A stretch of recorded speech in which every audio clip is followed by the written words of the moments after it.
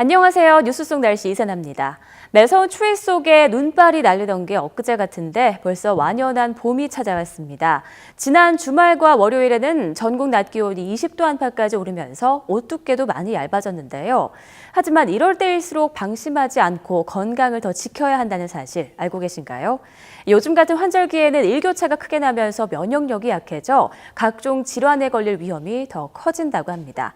특히 호흡기 질환과 피부 질환이 많이 발생한다고 하는데 여기에 또 온몸이 나른해지고 피곤해지는 춘곤증까지 겹쳐 일의 능률도 떨어지기 마련입니다.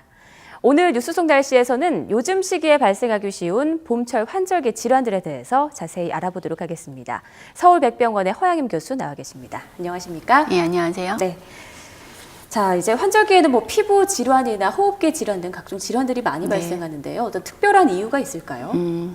요즘같이 낮과 밤의 기온 차이가 10도 이상이 벌어지는 이렇게 일교차가 심할 때에는 우리 몸이 이런 온도 변화에 적응하기 위해서, 즉 체온을 유지하려고 스트레스를 많이 받고 또 활성산소도 증가해서 면역력이 떨어지게 됩니다. 또 아무래도 바이러스의 증식 자체도 쉬워져서 이렇게 호흡기 질환이나 피부 질환에 노출되기 쉬운 것입니다. 네. 또 봄이 되면 나른하거나 이제 몸이 더 피로해지는 이 춘곤증으로 고생하는 분들 많으신데요. 춘곤증의 원인은 무엇인가요? 네, 봄철에는 자꾸 피곤하고 오후면 되면 졸립다, 네. 또 소화도 잘 안 된다 같은 증상을 이제 많이 호소하고 이런 것들을 이제 춘곤증이라고 하는데요. 사실 이 말은 의학적인 용어는 아니지만 봄철에 많은 사람들이 흔히 느끼는 피로 증상이라고 해서 우리가 춘곤증이라고 부릅니다. 그 원인으로는 우선 신체의 생리적 불균형 상태를 들 수가 있는데요. 봄이 되면 아무래도 따뜻해지면서 추위에 익숙해져 있던 인체의 신진대사 기능들이 봄의 환경에 적응하는 시간이 필요한데 그게 한 2, 3주 정도가 필요합니다. 이 기간에는 쉽게 피로를 느낄 수 있는 거고요. 또한 봄이 되어 낮의 길이가 길어지면서 수면 시간이 줄어들고 또 저녁 늦게까지 야외 활동하는 양이 많아지는 점, 또 이로 인해서 영양 요구량이 증가되는 것도 원인일 수가 있습니다. 그리고 대개 봄이 되면 취직이나 졸업, 입학 등 생활 환경의 많은 변화로 인해서 스트레스로 인한 춘곤증이 더 심해질 수도 있습니다. 네. 춘곤증의 원인은 호르몬부터 날씨 그리고 생활 습관까지 되게 다양한 원인들이 작용을 하는군요. 그런데 이렇게 피로를 호소하는 분들 중에서 병원을 찾는 분들이 늘고 있다고 해요. 그렇다면 초기 증상으로 피로가 나타나는 질병과 춘곤증 어떤 차이가 있는 겁니까? 네. 충분히 휴식을 취하니에도 계속 피곤하다면 다른 원인을 의심해 볼 수가 있습니다. 보통 4주 이상의 또 피로가 지속이 되면은 간염이나 빈혈, 갑상선 질환이나 우울증과 같은 다른 질병으로 인한 피로감일 수도 있습니다. 따라서 휴식을 취해도 한 달 이상 피로가 지속되는 경우에는 병원을 찾아가서 정확한 진단을 받는 것이 좋습니다.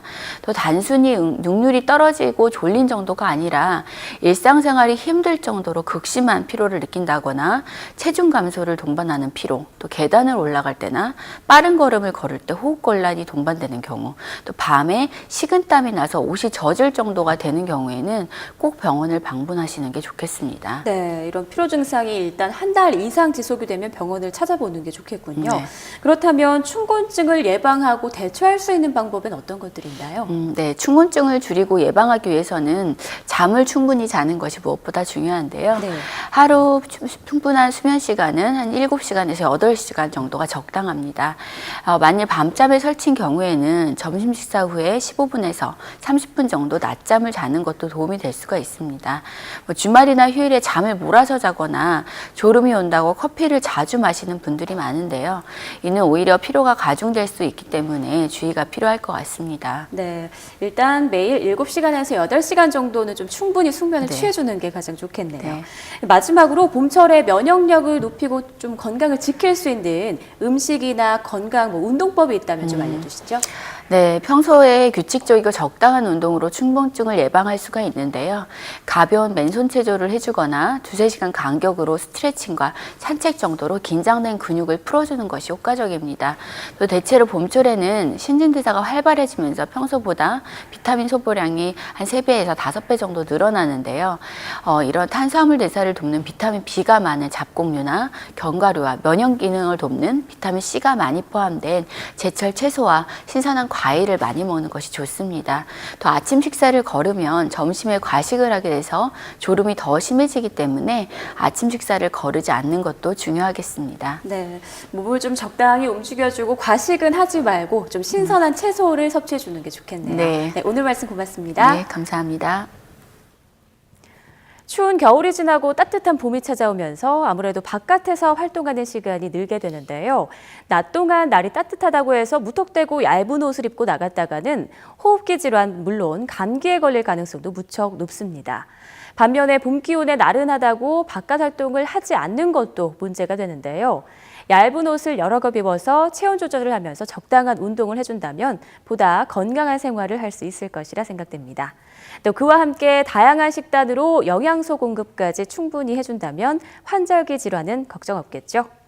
오늘 뉴스 속 날씨 준비한 내용 여기까지입니다. 시청해주신 여러분 고맙습니다.